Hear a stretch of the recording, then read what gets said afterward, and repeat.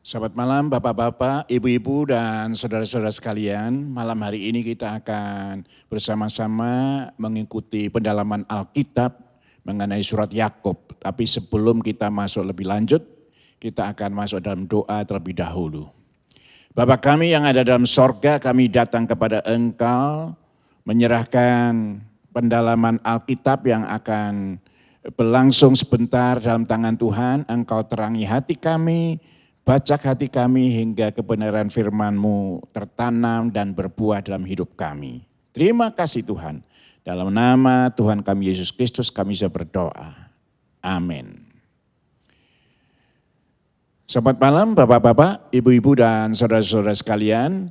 Malam hari ini kita akan berbicara mengenai keinginan roh versus keinginan daging. Dan tema ini diambil dari Yakobus 4 ayat 4. Saya akan bacakan untuk saudara. Hai kamu orang-orang yang tidak setia. Tidakkah kamu tahu bahwa persahabatan dengan dunia adalah permusuhan dengan Allah? Jadi barang siapa hendak menjadi sahabat dunia ini, ia menjadikan dirinya musuh Allah. Jadi ini di sini kita lihat ada persahabatan dengan dunia itu identik dengan permusuhan dengan Allah. Nah kita akan bicarakan terlebih dahulu sebuah istilah yang ada di dalam ayat 4. Itu mengenai dunia. Apa yang dimaksud dengan dunia? Kenapa Alkitab menyebut bersahabat dengan dunia itu identik dengan bermusuhan dengan Tuhan. Nah yang pertama saya mau sampaikan adalah kata dunia dalam bahasa Yunani atau dalam bahasa asli adalah kosmos. Nah kosmos ini punya dua pemahaman. Ya. Ketika kita tidak memahami dua pemahaman ini, kita akan salah mengerti mengenai pengertian dunia yang ada di dalam Alkitab. Nah sekarang yang pertama, apa arti kosmos itu? Kosmos itu berarti alam semesta yang diciptakan oleh Tuhan. Jadi dalam Kejadian 1 ayat 1 dikatakan, maka Allah menciptakan langit dan bumi. Jadi pada mulanya Allah menciptakan langit dan bumi. Nah langit dan bumi inilah yang, alam semesta inilah yang disebut dengan kosmos. Ya. Jadi itu bumi di mana kita tinggal. Jadi kita bisa menikmati pemandangan yang indah di luar kota, di luar negeri dan sebagainya. Nah itu termasuk kosmos. Keindahan-keindahan alam yang ada itu identik dengan dunia. Nah ini dunia yang netral, dunia yang tidak berdosa, dunia yang hanya menjadi tempat tinggal manusia. Itu pengertian pertama.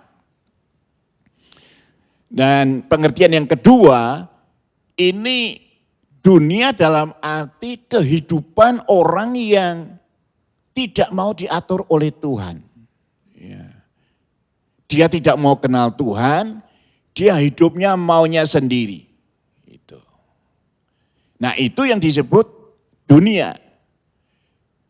Di dalam Roma pasal 7 ayat 21 sampai 22 dikatakan demikian. Demikian aku dapati hukum ini. Jika aku menghendaki berbuat apa yang baik, yang jahat itu ada padaku. Sebab di dalam batinku aku suka akan hukum Allah. Nah ayat 21 saya ulang lagi. Jika aku menghendaki berbuat baik, yang jahat yang ada padaku. Nah ini mau menyatakan bahwa ini ada kekuatan-kekuatan dalam hidup manusia yang mendorong manusia untuk tidak mentaati firman Tuhan tetapi mengikuti hawa nafsu dan kemauannya sendiri. Itu. Lalu dikatakan di dalam Efesus 2 ayat 2 dan 3 begini bunyinya. Kamu hidup di dalamnya karena kamu mengikuti jalan dunia ini. Nah ketika dikatakan jalan dunia, ini bukan dunia dalam arti pertama alam semesta, bumi di mana kita tinggal. Tapi ini dunia dalam arti pola hidup yang tidak mau dikontrol oleh Tuhan. Maunya sendiri, saya ulang lagi. Kamu hidup di dalamnya karena kamu mengikuti jalan dunia ini. Karena kamu mentaati penguasa kerajaan angkasa, yaitu roh yang sekarang sedang bekerja di antara orang durhaka. Lalu ayat yang ketiga, sebenarnya dahulu kami semua itu terhitung di antara mereka ketika kami hidup di dalam hawa nafsu daging dan menuruti kehendak daging dan pikiran kami yang jahat. Pada dasarnya kami orang yang harus dimurkai sama seperti mereka yang lain. Ayat 2 dikatakan jalan dunia itu identik dengan mentaati penguasa di udara. Itu artinya mengikuti bujukan-bujukan dari setan. Lalu di dalam ayat yang ketiga dikatakan di sana dijelaskan lebih lanjut bahwa kita dulu hidup dalam hawa nafsu daging dan menurut kehendak daging. Nah, ini kehendak daging identik dengan kehendak yang penuh dengan hawa nafsu yang tidak nuruti dan nabrak firman Allah.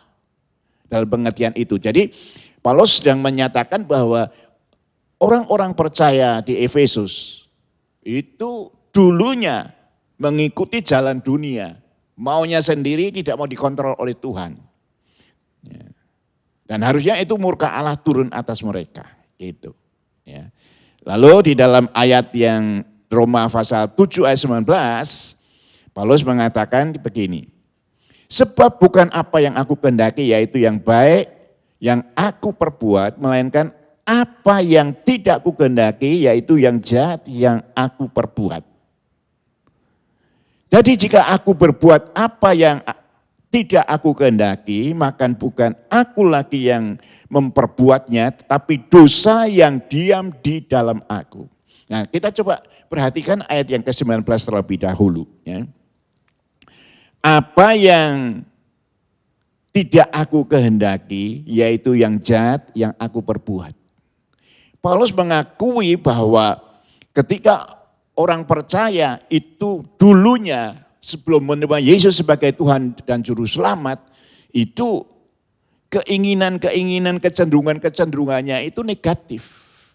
Jadi saya boleh katakan begini, ketika Adam dan Hawa ada di Taman Eden, maka kecenderungan satu-satunya adalah melakukan kehendak Tuhan. Melakukan apa yang dipikirkan oleh Tuhan. Tapi ketika dosa masuk, Adam dan Hawa jatuh dalam dosa, maka keinginan yang seperti itu hilang.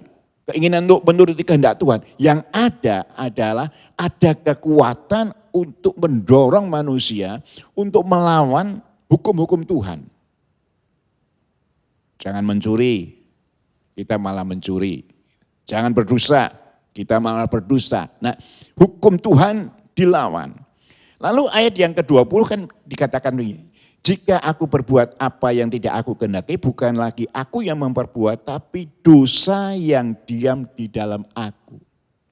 Jadi dosa itu sebuah kekuatan yang ada dalam hidup orang yang belum terkontrol oleh Tuhan, oleh Yesus Kristus. Nah, itu kekuatan itu mendorong manusia, bahkan orang percaya pun sering didorong untuk melawan hukum-hukum Tuhan, lalu mengikuti hawa nafsu yang ada dalam hatinya. Jadi ini yang dimaksud dengan dunia. Dunia dalam arti adalah pola hidup, pola pikir yang tidak mau dikontrol oleh Tuhan. Nabrak firman Allah, nabrak hukum Tuhan. Hidup maunya sendiri. Nah itu yang Alkitab katakan, kalau kita punya pola hidup seperti ini, kita bermusuhan dengan Allah. Itu. Ya, jadi kalau kita mencintai Tuhan, ya kita harus melawan kuasa-kuasa yang ada dalam diri kita yang mendorong kita ke arah negatif. Ya. Nah, saya mau sampaikan kepada saudara bahwa Alkitab memberi contoh bagaimana ada godaan, ada yang menang, ada yang kalah. Ya. Itu menunjukkan bahwa walaupun godaan itu besar, tergantung dari kita sendiri. Apakah kita punya kekuatan, kemauan untuk melawan atau tidak. Nah, sebagai contoh kita lihat Kejadian pasal yang ke-39 ayat 7 sampai 10. Selang beberapa waktu istri tuannya memandang Yusuf dengan birahi. Lalu katanya, mari tidur dengan aku.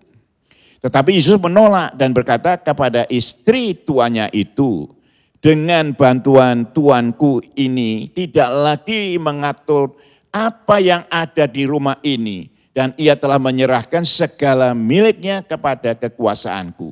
Bahkan di rumah ini tidak ada yang lebih besar kuasanya daripadaku.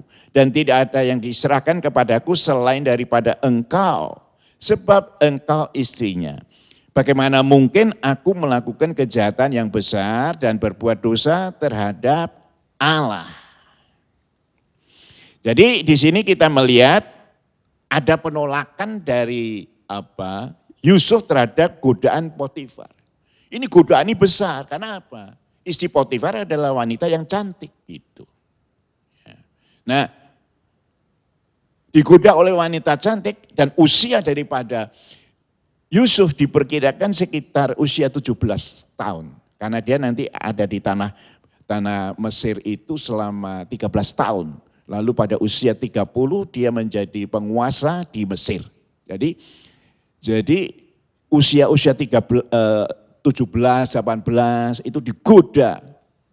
Tentu sebagai manusia yang normal, godaan itu mengganggu. Tapi dia mampu menolak gitu. Lalu ayat yang ke-10 dari Kejadian pasal 39 ini lebih berat lagi godaannya.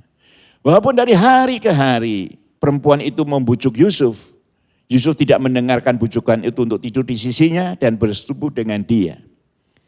Kalimat yang harus digarisbawahi, walaupun dari hari ke hari perempuan itu membujuk atau menggoda. Godaan mungkin 2-3 kali bisa ditangkal, dilawan. Tapi kok terus menerus itu tidak mudah. Ada orang berkata, air yang menetes sedikit demi sedikit di atas batu yang keras. Tapi kalau itu netesnya bertahun-tahun, dikatakan ada kemungkinan batu itu akhirnya retak. Nah ketika retak, tidak lama lagi akan menjadi hancur.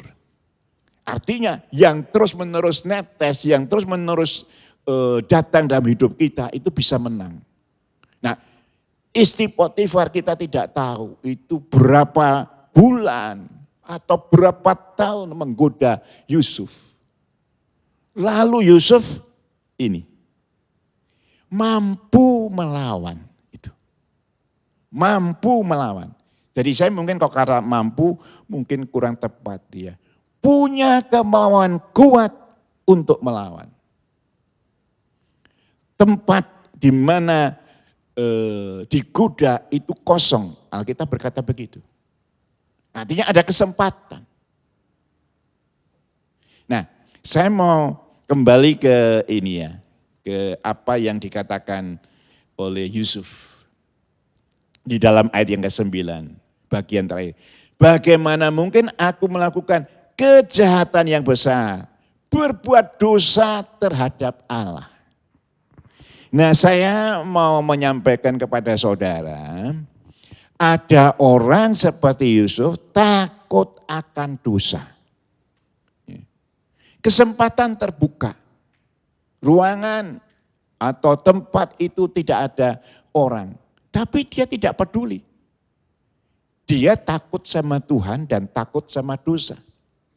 Itu yang pertama. Yang kedua, nah ini. Takut akan akibat dosa. Nah, takut akibat dosa itu artinya nanti kalau suami Potifar itu tahu, itu gimana gitu. Jadi di sini harus dibedakan ya. Pada umumnya orang bukan takut sama dosa, tapi takut akan akibatnya. Jadi di sini kita melihat orang itu nanti kok ketahuan gimana akibatnya? Nanti kalau hubungan kita ini jadi hamil gimana? Gitu. Ini yang ditakutkan bukan perbuatannya yang terlarang, tapi akibat dari dosa itu. Nah, cuma Yusuf itu luar biasa. Dia berprinsip yang penting itu saya tidak berdosa kepada Tuhan. Saya taat pada firman, saya takut pada Tuhan. Hingga apakah ada kesempatan atau tidak, dia tidak pusing. Dia tidak takut, bukan dia khawatir nanti kalau Potifar itu tahu, dilapori karyawan yang lain. Dia tidak ada pikiran begitu. Yang dia khawatirkan itu, dia hidup tidak berkenan kepada Tuhan dan dia melakukan dosa yang besar. Jadi kita harus bedakan itu ya, takut akan dosa dan takut akan akibat dosa. Jadi bisa dua orang itu tidak melakukan dosa tetapi bisa motifnya beda. Yang satu itu sebetulnya kepingin tetapi takut risiko, lalu tidak melakukan. Lalu yang satu sadar itu tidak boleh oleh Tuhan, lalu dia tidak melakukan. Jadi di sini kita harus belajar ya, sama-sama tidak melanggar firman, itu bisa dua jenis orang percaya, yang satu takut akibat dosa, yang satu takut akan dosanya itu sendiri. Itu contoh pertama. Nah, ini sekarang contoh kedua, orang yang gagal menghadapi godaan. Yosua 7 ayat 20 sampai 21. Lalu Ahan menjawab Yosua, katanya, benar, akulah yang berbuat dosa terhadap Tuhan Allah Israel, sebab beginilah perbuatanku. Aku melihat di antara barang-barang jarahan itu jubah yang indah buatan Siniar dan 200 sikal perak dan sebatang emas yang 50 sikal beratnya. Aku mengingininya, maka aku ambil. Semua itu disembunyikan dalam kemah dalam tanah dan perak itu di bawah sekali. Nah, Ahan ini kan prajurit yang menjaga barang jarahan, barang rampasan, ya, sitaan yang ya atas kemenangan di Yeriko. Nah, karena terus menerus melihat ada kain yang indah, ada emas, ada perak. Lalu di dalam pikirannya ada imajinasi. Aduh, kalau anak perempuanku, istriku, memakai emas ini di tangan, memakai pakaian yang indah seperti kain Siniar ini. Betapa cantiknya istri dan anak perempuanku dan seterusnya. Dan kemudian dia mengambil. Jadi itu menang kalahnya itu tergantung dari kita. Bukan besar kecilnya godaan, tapi tergantung dari kita. Ketika kita kuat, kita sadar ini dosa, lalu kita tidak melakukan. Kalau Ahan beda, dia lihat malam hari, tidak ada yang lihat, dia ambil. Yang dia takutkan ada akibat dosa. Pokoknya tidak ada yang lihat, aman, risikonya tidak ada, berbuat begitu. Jadi hal yang pertama yang saya mau sampaikan sebagai kesimpulan adalah yang dimaksud dengan dunia dalam Alkitab pada umumnya bukan pada dunia di mana kita tinggal, tetapi adalah pola pikir, pola hidup yang nabrak firman Tuhan, tidak peduli firman Tuhan seperti apa. Itu kira-kira pelajaran pertama pada pendalaman Alkitab malam hari ini. Oke, kembali kepada konteks kita ya Pak Gunawan, Yakobus pasal 4 ayat yang keempat, bahwa persahabatan dengan dunia itu berarti kita menjadikan diri kita menjadi musuh Allah. Ya, dan persahabatan dengan dunia itu artinya keinginan-keinginan daging, keinginan-keinginan kita yang bertentangan dengan firman Tuhan, ya, dengan rambu-rambu dari firman Tuhan.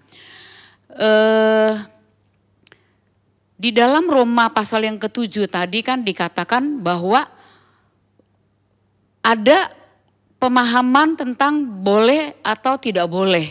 Mana yang baik yang harus dilakukan dan yang tidak baik yang tidak boleh dilakukan. Tetapi kecenderungan manusia, walaupun dia tahu, tetapi justru yang dilakukan itu adalah yang tidak baik, begitu. Betul. Ya, sebenarnya ada pemahaman, ya, ada pengertian yang benar bahwa ini nggak boleh, jangan, ini boleh, ayo lakukan, begitu. Tapi di dalam praktek kehidupan sehari-hari, kelihatannya yang lebih kuat itu untuk dilakukan adalah justru sesuatu yang bertentangan dengan kehendak Tuhan. Ini kenapa Pak Gunawan? Pikirannya tahu kan, pikirannya tahu. Tapi kemudian dia bolak-balik, ya mungkin ini menjadi pergumulan semua manusia. Semua orang percaya. Semua orang percaya. Bisa tolong dijelaskan? Iya. Jadi hal pertama yang saya mau sampaikan adalah adanya tipu muslihat iblis. Tipu muslihat iblis. Apa? Jadi gini, ketika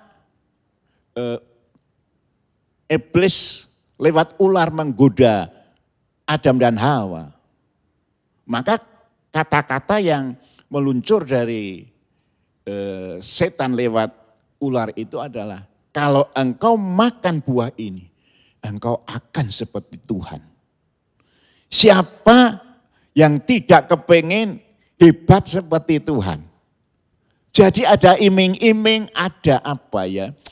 Kalau kamu lakukan ini, kamu luar biasa loh.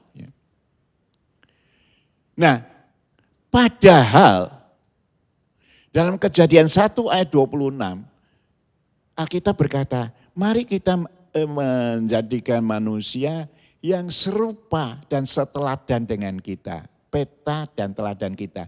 Jadi kita itu fotokopi, potret dari Tuhan. Kita itu sudah serupa dengan Tuhan. Tapi setan bisa memelintir seakan-akan itu tidak ada dalam hidup Adam dan Hawa. Lalu kalau kamu makan, kamu bisa seperti Tuhan. Padahal ketika Tuhan mencipta, Tuhan itu sudah ngomong di dalam Kejadian 1 ayat 20. Aku akan bikin manusia seperti kita. Nah, manusia bisa apa ya?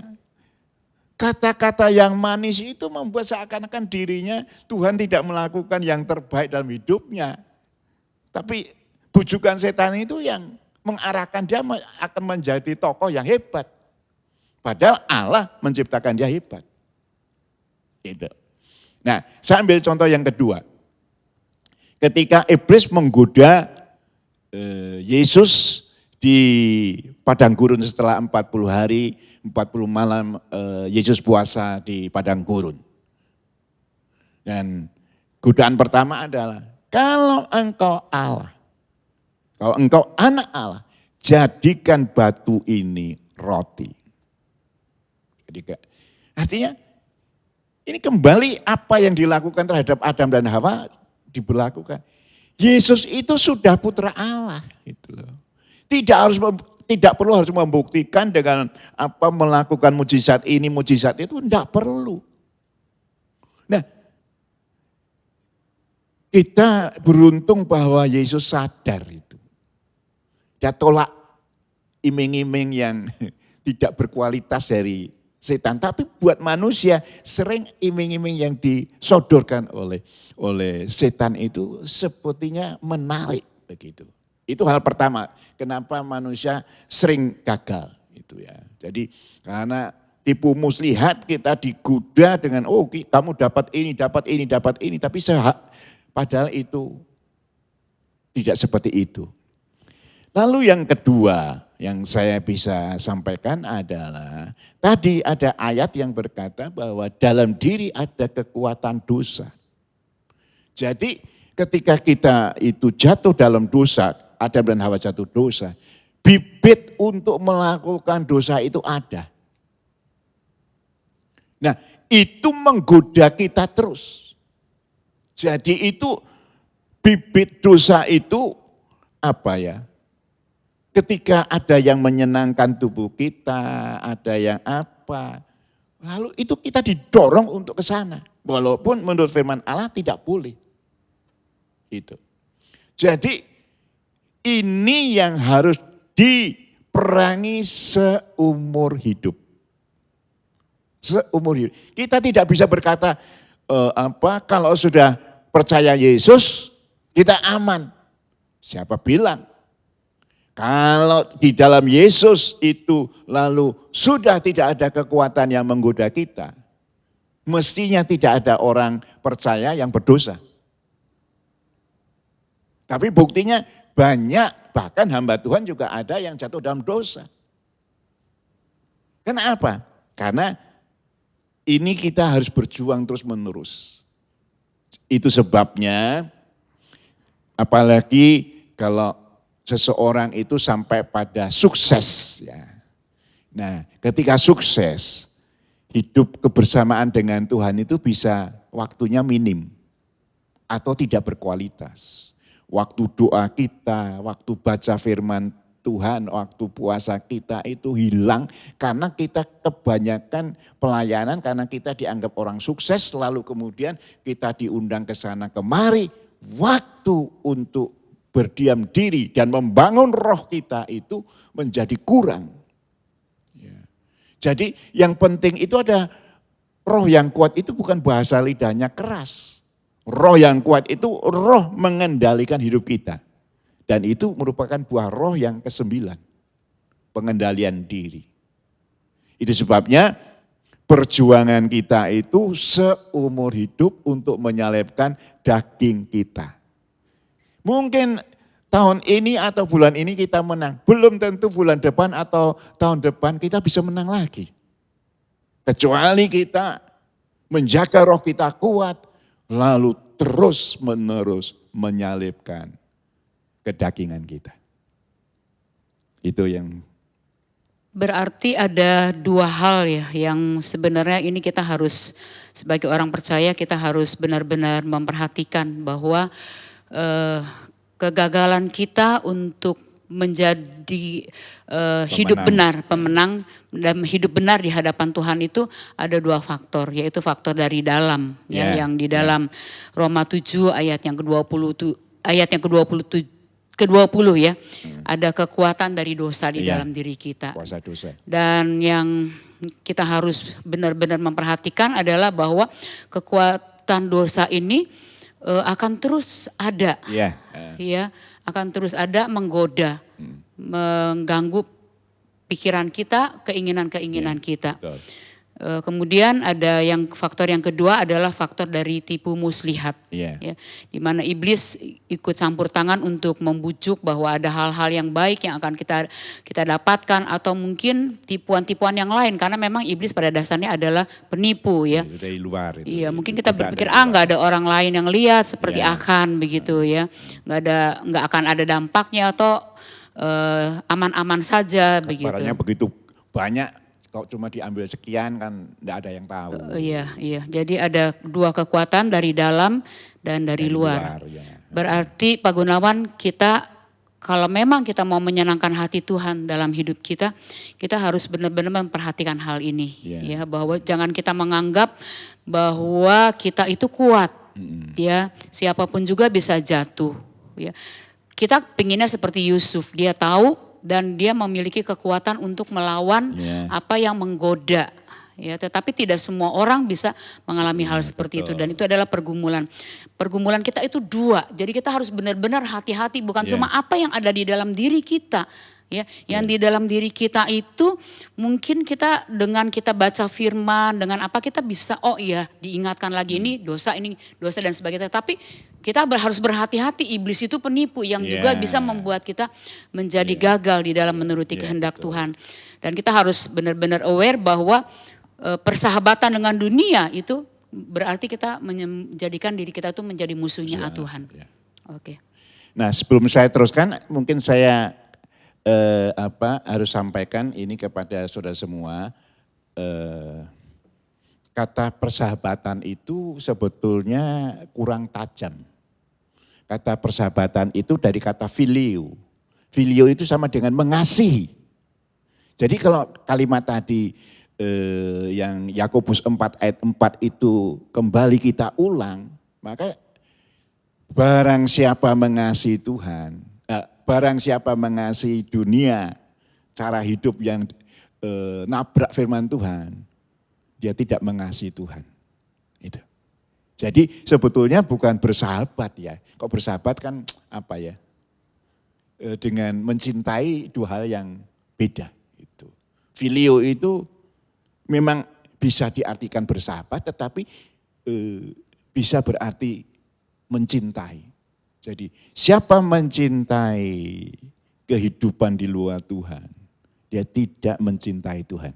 Jadi itu kata-kata itu jadi lebih tajam gitu. Ada masukan Pak Gunawan bagaimana supaya kita bisa memenangkan ini. Karena di dalam fakta sehari-hari adalah bahwa kadang-kadang keinginan daging itu bisa demikian kuat sehingga tanpa sadar kita melakukan apa yang bertentangan dengan firman Tuhan begitu. Salah satu dari segala cara adalah kita mesti introspeksi kita seberapa dalam kita mengasihi Tuhan. Ketika kita mengasihi Tuhan dengan segenap hati, maka segala yang bisa melukai hati Tuhan, segala perkara yang nabrak pesan-pesan Tuhan akan kita hindari. Gitu. Tapi kalau cinta kita kepada Tuhan cuma begitu-begitu saja, saya khawatir memang. Apalagi lalu kita kehabisan waktu karena kita menjadi tanda kutip orang sukses ya.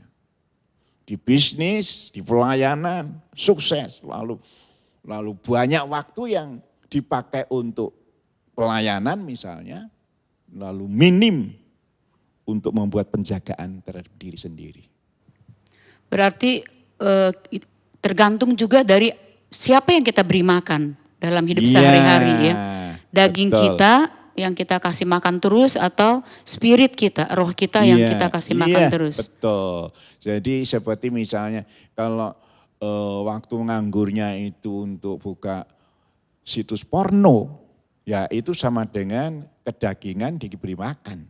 Tapi kalau masa-masa istirahat itu kita pakai untuk merenungkan firman, untuk doa secara kusuk ya, artinya ketemu Tuhan betul. Lalu ada waktu puasa untuk bagaimana daging itu terus menerus disalibkan. Saya kira itu kunci kemenangan. Jadi jangan pernah ada waktu di mana kita menjadi karena biasa kalau sudah sukses itu hal-hal yang sepele fondasi ini hampir terabaikan. Gitu. Gak ada waktu, aku pulang sampai malam, jadi tidak ada waktu untuk doa secara khusus. Nah padahal dia bisa naik ke atas dan dipuja banyak orang itu karena itu. Karena ada waktu untuk doa, waktu puasa, waktu-waktu bersama dengan Tuhan. Itu. Jadi saya pikir itu memang. Jadi siapa yang kita beri makan? Daging atau roh? Itu.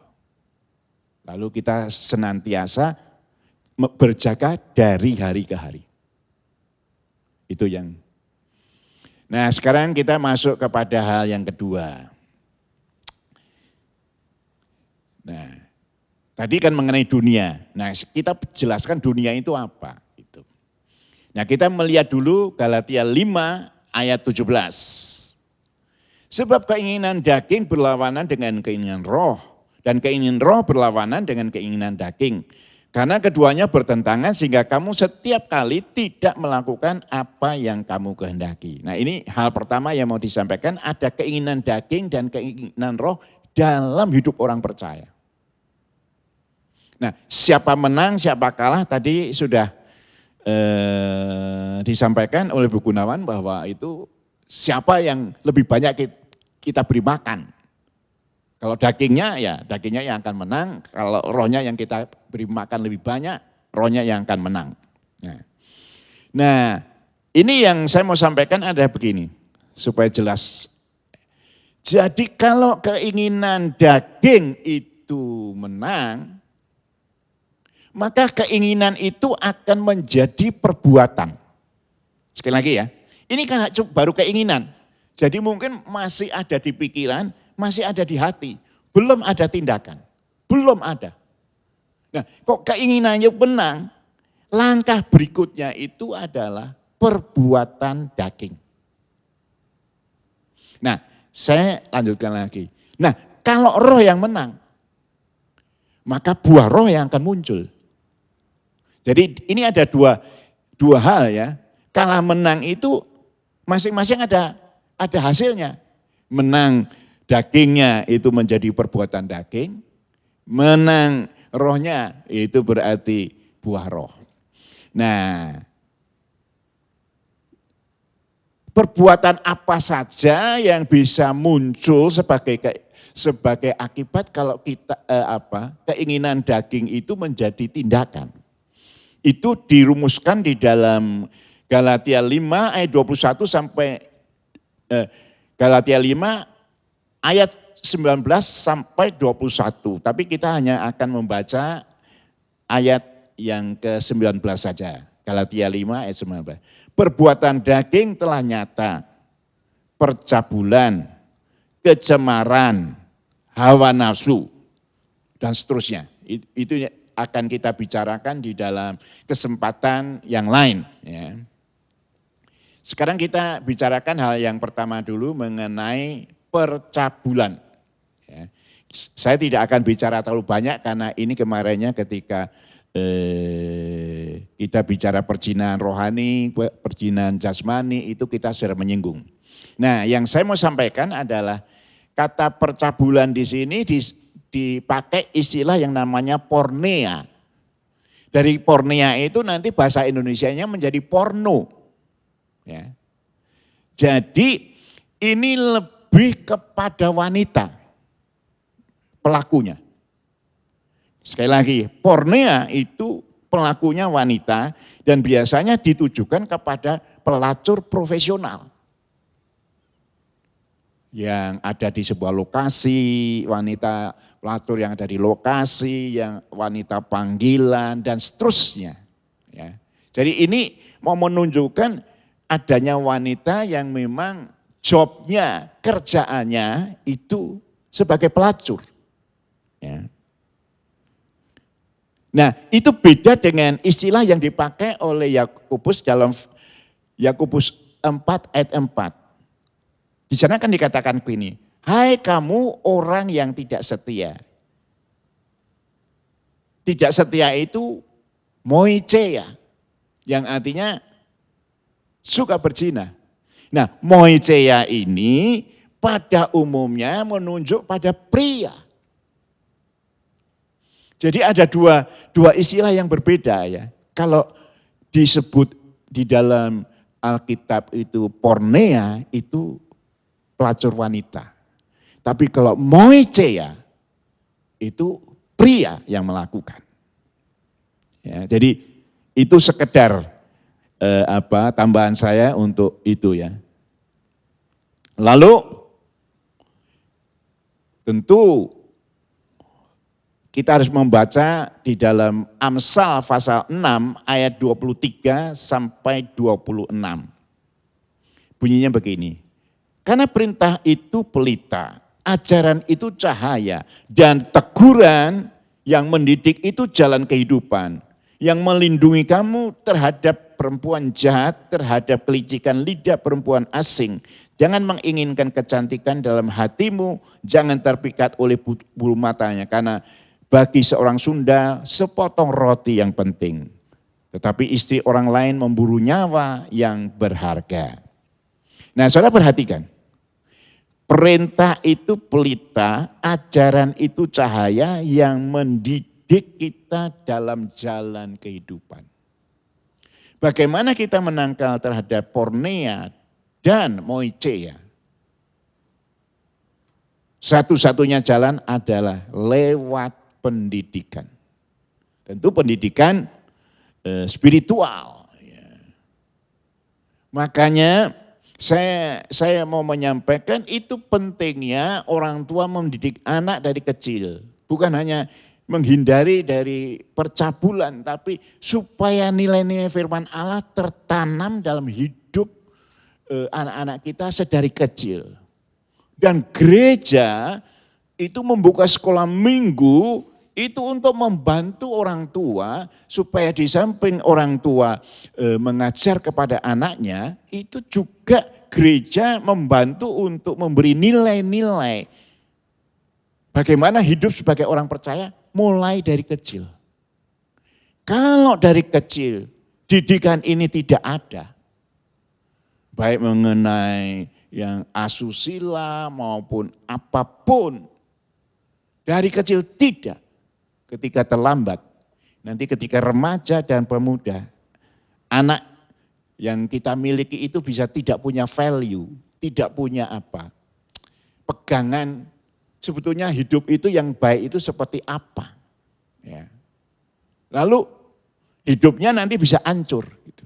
Itu sebabnya orang tua yang mencintai anaknya. Jangan pernah lupa untuk memberi pendidikan. Pendidikan kalau menurut Alkitab tidak hanya ibu saja loh. Kok sekarang kan bapak kerja, jadi ini ya ibu yang ngasuh anak, ya mengasuh anak, tapi kok mendidik anak. Alkitab tidak menyebutkan hanya wanita loh. Pria juga bertanggung jawab. Itu. Jadi kalau kita baca Amsal itu sangat jelas. Ya. Dan kemudian dalam Efesus juga jangan marahi anakmu, hai bapak-bapak, jangan marahi anakmu dan sebagainya. Itu karena dia mendidik gitu. Tapi jangan pakai emosi dan seterusnya. Jadi firman Allah mau memberi kepada kita pedoman. Didiklah dari kecil. Kenapa Yusuf bisa menang atas godaan yang tiap hari datang? Bukan cuma tiap hari datang. Dengan cara-cara yang berbeda-beda. Dan merangsang sifatnya. Karena dari kecil Yakub dan Rahel memberi pelajaran kepada anaknya. Bagaimana kebenaran firman Tuhan. Hingga ketika usia 17 Yusuf bisa berkata, perbuatan ini dosa di hadapan Tuhan. Tidak ada orang tua yang lihat, tidak ada famili yang lihat, aman.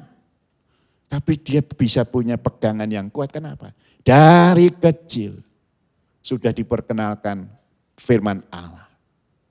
Karena itu sekali lagi bagi saudara yang merasa anak saudara perlu lebih kuat lagi di dalam Tuhan. Jangan pernah merasa sayang untuk meluangkan waktu mengantar anak-anak saudara di sekolah minggu. Karena itu akan menjadi bekal di kemudian hari. Membawa nama baik keluarga.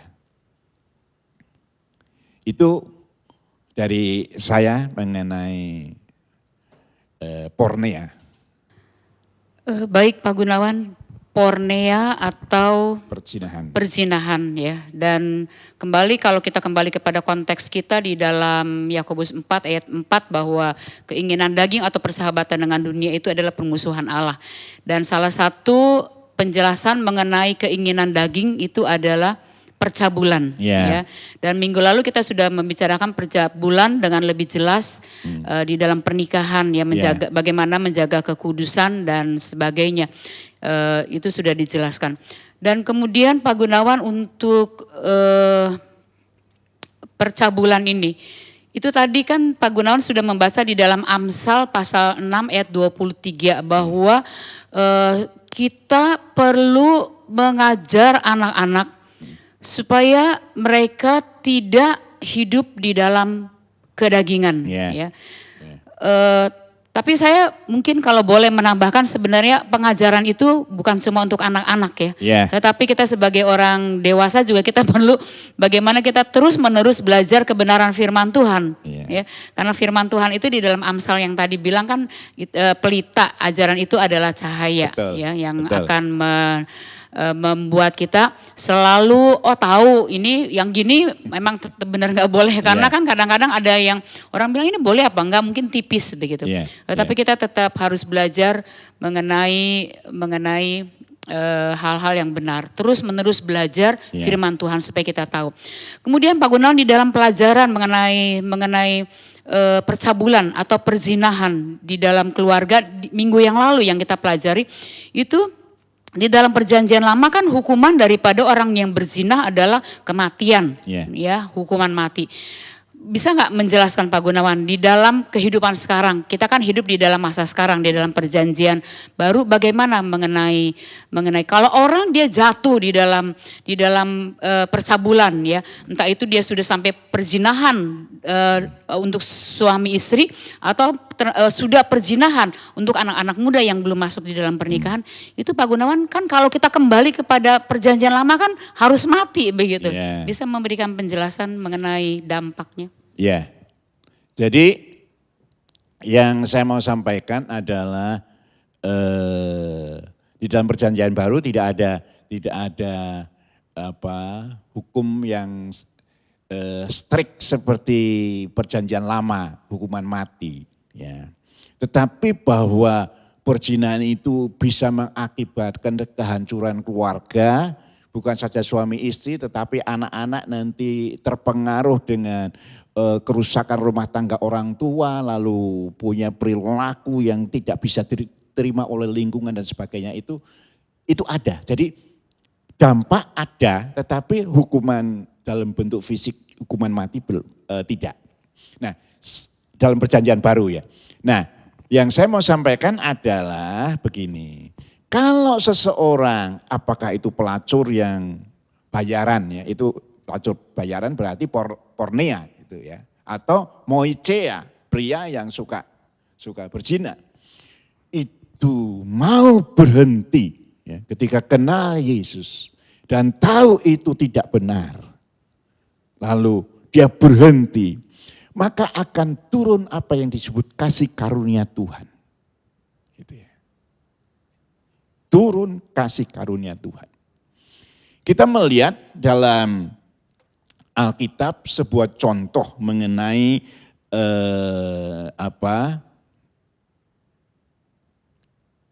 Rahab. Rahab itu pelacur yang ada di Yeriko. Ya. Lalu dia pelacur. Memang kelihatannya para intelijen itu kalau mau cari informasinya ke daerah-daerah yang seperti itu. Ya. Jadi untuk tahu keadaan kota, negeri itu seperti apa. Nah, ini kan sudah jelas pelacur, perempuan sundal gitu. Tapi ketika dia menyelamatkan 2 pengintai, dia diberi kesempatan hidup untuk ada di tanah perjanjian.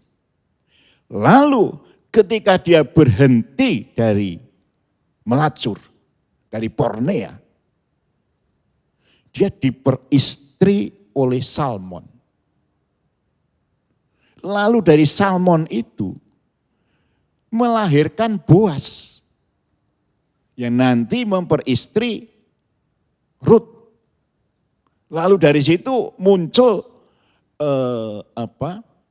Raja Daud. Artinya apa? Kasih karunia Tuhan itu bisa turun kepada orang yang mengalami pertobatan, ada pemulihan begitu. Rahab diperistri oleh pemimpin suku Yehuda yang namanya Salmon. Lalu keturunan kesekian dari Rahab menjadi raja di Israel. Kalau hukum dunia mungkin apa ya? Itu sesuatu tidak mungkin. Anak pelacur yang nggak bisa kita scrap, kita coret. Ini ada apa ya istilahnya keturunan orang tidak baik gitu. Nah, bukan hanya di situ. Tetapi kalau kita lihat Yefta, itu dalam kitab Hakim-Hakim pasal 11. Itu dikatakan bapaknya itu menikahi seorang pelacur. Saya meyakini pelacur ini ketika dinikahi sudah meninggalkan profesi sebagai pelacur. Tidak mungkin ada seorang suami memperistri pelacur lalu pekerjaan pelacur masih dilakukan gitu. Jadi berhenti dari pekerjaan yang tidak baik. Lalu kemudian kita membaca, kalau saya bacakan mungkin Hakim-Hakim 11 ayat. Adapun Yefta orang Gilead, ada seorang pahlawan yang gagah perkasa, tetapi ia anak seorang perempuan sundal. Yefta ialah Gilead. Ya, jadi kita lihat, Yefta itu akan menjadi pemimpin Israel, padahal anak dari seorang pelacur. Ini yang disebut kasih karunia Tuhan berlaku buat orang yang rusak, yang berdosa tapi berhenti dari perbuatannya. Jadi dosa apapun ketika seseorang berhenti, kasih karunia Tuhan itu turun. Ya. Ini bukan hanya soal pelacuran, tapi dalam banyak hal kebaikan Tuhan itu akan turun gitu. Jadi ini luar biasanya. Jadi perjanjian baru, memang di perjanjian baru ada ini loh. Kan Yesus dipancing untuk ketika ada perempuan di dalam Yohanes pasal yang ke-8 itu perempuan yang sedang berzina ketangkap gitu. Tapi yang ditangkap perempuannya, lakinya enggak ditangkap gitu. Nah, lalu ini gimana menurut hukum Taurat? Nah, ini kan bicara Taurat. Kita kan zaman Injil. Nah, Yesus yang dijebak, ini dibebaskan atau dihukum, dirajam gitu. Nah, tapi Yesus bisa membuat suasana itu, membuat mereka tinggalkan pelacur ini, tidak ada penuduhan lagi. Lalu Yesus berkata, kalau tidak ada yang menghukum kamu, aku juga tidak menghukum. Nah, lalu kalimat berikutnya yang sering tidak dibaca orang adalah, jangan berbuat lagi. Itu kan berarti bertobat dan hidup baru. Gitu. Jadi Yesus sendiri nampaknya tidak menyukai hukuman itu, tapi lebih kepada memberi kesempatan orang yang sudah rusak itu untuk memperbaiki diri, lalu kasih karunia Tuhan turun. Itu. Kita tidak bisa memvonis, hukuman ini cocok buat orang itu. Enggak. Beri kesempatan. Kuncinya adalah berhenti ya, Pak Gunawan ya. Berhenti. Dan kemudian kasih karunia Tuhan itu besar buat siapapun juga. Dan tadi Pak Gun sudah menjelaskan bukan cuma dosa di dalam perzinahan, tetapi kasih karunia itu di dalam kejahatan-kejahatan atau dosa-dosa yang lain juga kasih karunia. Betul. Di dalam perjanjian baru itu sangat kuat ya. Dan ini juga mungkin sebuah penghiburan atau sebuah kekuatan buat siapapun juga mungkin yang mungkin punya latar belakang orang tua yang buruk, punya latar belakang orang tua yang hidupnya mungkin dianggap oleh dunia itu tidak baik, entah itu dia seorang pelacur, entah itu dia seorang koruptor, seorang pembunuh atau kejahatan yang lain. Tetapi ada firman Tuhan yang meneguhkan bahwa bukan berarti kita tidak punya masa depan, ya. Bukan berarti kita tidak bisa menjadi pemimpin. Tetapi karena kasih karunia Tuhan besar bahwa siapapun juga kita, bahwa kita masih tetap punya pengharapan ke depan begitu. Betul. Jadi memang kita harus sadar bahwa sadar kasih karunia Tuhan itu luar biasa. Tapi kita tidak boleh lalu berdasarkan kasih setia Tuhan itu luar biasa, lalu kita jalan hidup kita semau kita, kan begitu. Kita tetap harus ngikuti jalan, tapi seandainya istilahnya dalam perjalanan jauh kita mungkin kesandung batu, kesandung kerikil sekali dua kali, diizinkan untuk meneruskan perjalanan bersama dengan Tuhan kembali. Jadi memang di sini kita melihat kasih karunia Tuhan itu luar biasa. Itu sebabnya orang percaya, nah ini tadi yang disebutkan, inilah salah satu bentuk dari perbuatan daging. Jadi ada orang yang itu di dalam Matius pasal yang ke-5 dikatakan ada belum perbuatan tapi sudah ada di pikiran. Nah, itu yang pernah kita bicarakan mengenai perzinahan.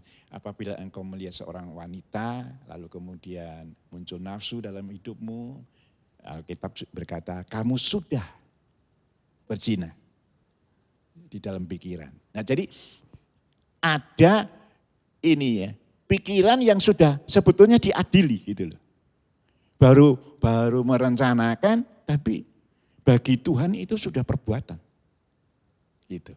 Lalu kemudian kalau itu betul-betul dilakukan, itu betul menjadi tindakan yang lebih berat lagi. Jadi bukan cuma percabulan ya, ini tetapi misalnya rencana mau berbuat jahat pada si A, si B, si C. Atau melakukan tindakan apa begitu. Baru di pikiran, itu sudah. Bukan hanya dalam soal perzinahan ya, itu sudah salah itu. Lalu kemudian kalau ditindakan menjadi itu yang disebut dengan perbuatan daging. Itu saja yang bisa saya sampaikan pada malam hari ini bersama dialog bersama dengan Ibu Gunawan.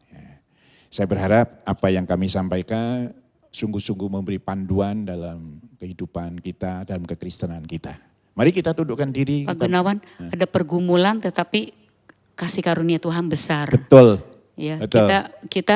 Kita seperti yang tadi Roma 7 pasal 7. Kita tahu sih apa yang baik, tapi kan kita bisa bolak-balik jatuh. Tapi kita tetap ingat bahwa kita memiliki Tuhan yang penuh dengan kasih karunia ya. Mau mengerti. Iya, bukan cuma mau mengerti tetapi juga dia pasti mau membantu kita. Betul. Dan memberikan kekuatan kepada kita supaya kita tidak jatuh, tapi kita tetap menjadi kuat dan menjadi pemenang ya. Yeah. Tetapi kita tetap harus tahu kuncinya ya. Kita harus memberikan makan kepada kehidupan spiritual kita supaya itu yang lebih kuat begitu. Betul. Oke. Mari kita akhiri pertemuan malam hari ini. Bapa Sorgawi, kami datang kepada Engkau. Kami menyerahkan firman Tuhan yang sudah dipaparkan dalam bentuk dialog dalam tangan Tuhan. Engkau menolong para pendengar yang mengikuti acara ini untuk lebih mengerti kebenaran firman-Mu hingga kami boleh lebih benar hidup di hadapan Engkau. Terima kasih Tuhan. Dalam nama Tuhan Yesus Kristus kami berdoa. Amin.